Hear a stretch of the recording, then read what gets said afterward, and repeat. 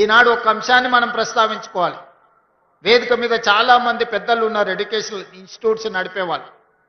మొట్టమొదటి ప్రధానమంత్రి పండిత్ జవహర్లాల్ నెహ్రూ గారు ఈ దేశంలో ఉన్న నిరక్షరాస్యతను పారద్రోలడానికి, సమాజంలో మనం ఎదగాలంటే విద్య చాలా ముఖ్యం, ఆకలి తీర్చాలి అనంటే ఇరిగేషన్ చాలా ముఖ్యం. అందుకే ఆనాడు పండిత్ జవహర్లాల్ నెహ్రూ గారు education and irrigation is my policy అని ఆనాడు ఎడ్యుకేషన్ ఇరిగేషన్ని ప్రాధాన్యత క్రమంలో తీసుకున్నాడు. ఇదే కాకుండా ఆనాడు మనిషి యొక్క జీవన ప్రమాణం పండిత్ జవహర్లాల్ నెహ్రూ గారు ప్రధానమంత్రిగా చేపట్టినప్పుడు 32 సంవత్సరాలు. ఒక మనిషి యొక్క జీవన ప్రమాణము దేశ స్వతంత్రం వచ్చినప్పుడు 32 సంవత్సరాలు మాత్రమే. ఇది చాలా ఆశ్చర్యకరమైన సమాచారం. అందుకే వైద్యం అనేది అత్యంత కీలకం. ఈ దేశంలో ప్రభుత్వం వైద్యానికి ఎంతో ప్రాధాన్యత ఇచ్చింది, విద్యకి ఎంతో ప్రాధాన్యత ఇచ్చింది. కానీ ప్రభుత్వము ఈ కోట్లాది ప్రజలకు విద్యను, వైద్యాన్ని అందుబాటులోకి తీసుకురాలేకపోయింది.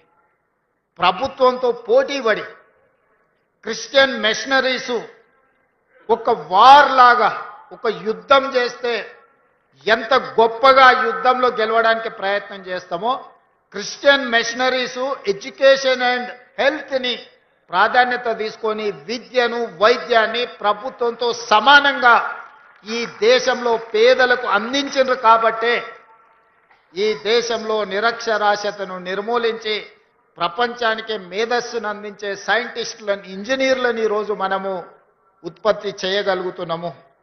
ఈనాటి జీవన ప్రమాణం ఈ మధ్యకాలంలో లెక్కలు బయటకు వచ్చినాయి.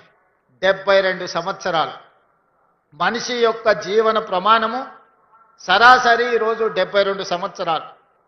స్వతంత్రం వచ్చినప్పుడు ఒక మనిషి జీవన ప్రమాణము 32 సంవత్సరాలు ఉంటే ఈరోజు 72, 73 సంవత్సరాలకు చేరుకున్నామంటే రాష్ట్ర కేంద్ర ప్రభుత్వాలు ఎంత ప్రయత్నం చేసినాయో వారితో పోటీ పడి సేవ చెయ్యాలి, మానవాళిని కాపాడాలి, ఈ కాపాడిన మానవాళికి విద్యను అందించాలి అని క్రిస్టియన్ మిషనరీసు కంకణం కట్టుకొని అంకిత భావంతో సేవలు అందించింది. కాబట్టి ఈ దేశంలో విద్య, వైద్యము క్రిస్టియన్ మిషనరీస్ అందించిన సేవలని అభినందించాల్సిన బాధ్యత ఏ ప్రభుత్వానికైనా ఉన్నది.